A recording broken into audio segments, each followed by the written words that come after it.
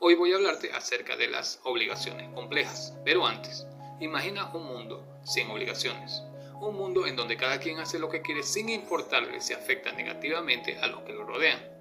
En donde no existan garantías de respeto por acuerdos contraídos ni tampoco por hechos antijurídicos que requieran la satisfacción de la parte afectada. Sería terrible, ¿verdad?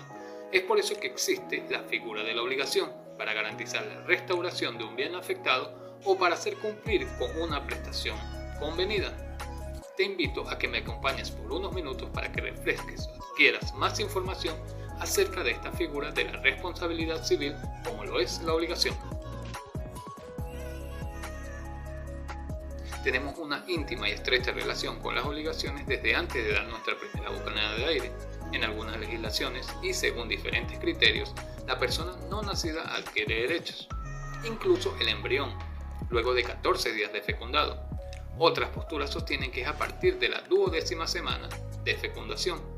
Para otros, cuando el cerebro está desarrollado, a partir de las 7 semanas de embarazo. Y por último, cuando nace.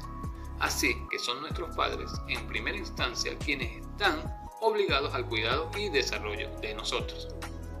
Existen obligaciones de carácter moral y obligaciones jurídicas. En esta ocasión me enfocaré más acentuadamente en las de carácter jurídico.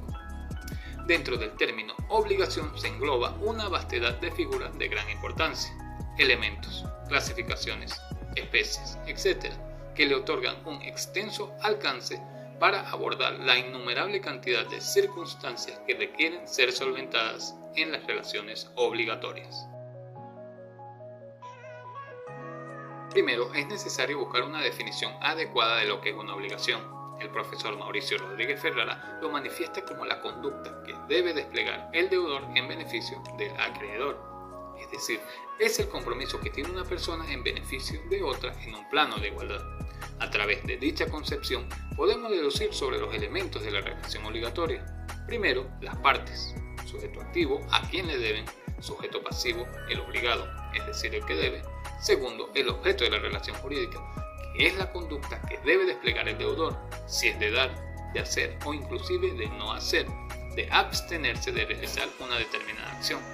Y tercero, el nexo, que no es otra cosa que el vínculo entre las partes.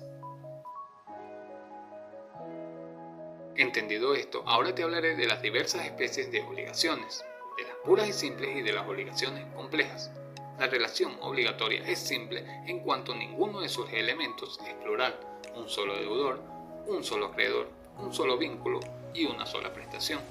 Es compleja cuando el elemento subjetivo o el elemento objetivo es plural, dos o más acreedores o dos o más deudores.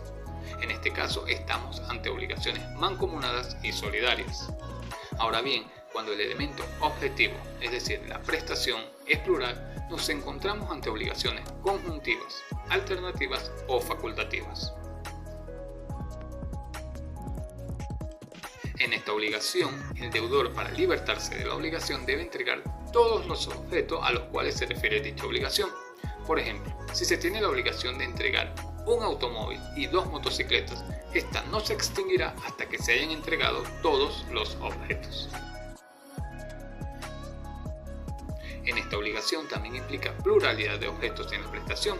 La diferencia la encontramos en que el deudor no debe entregar todos los objetos, sino uno o varios de ellos. Por ejemplo, si la obligación es la de entregar 2 automóviles o 4 vehículos, se verá satisfecha la obligación al entregar los 2 automóviles o los 4 vehículos.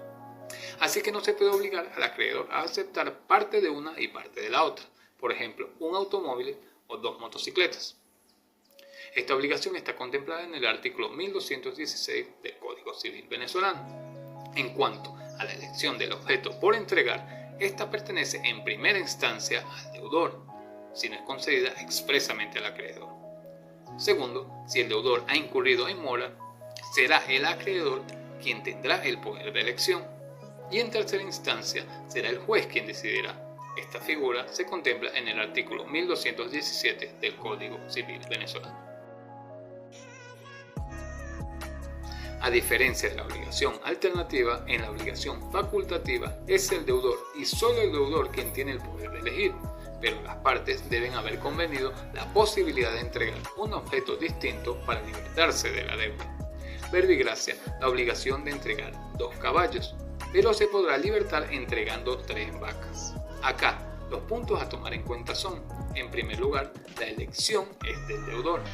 En segundo lugar, debe haber un objeto de pago distinto previamente señalado. Tercero, de perecer el objeto principal sin culpa del deudor, el acreedor no podrá exigir como pago el objeto accesorio. Y cuarto, en caso de incumplimiento culposo del deudor, el acreedor tampoco podrá exigir el objeto accesorio como pago, sino el valor económico del objeto principal. Si estás interesado en profundizar mucho más acerca de este particular, te sugiero que adquieras un ejemplar del profesor Mauricio Rodríguez Ferrara, Obligaciones, cuarta edición, año 2014. Allí, con conceptos muy claros y ejemplos cotidianos, el profesor nos brinda un panorama de fácil comprensión y junto al Código Civil venezolano, te aseguro que tu conocimiento aumentará exponencialmente respecto a tus derechos y tus deberes. Hasta la próxima.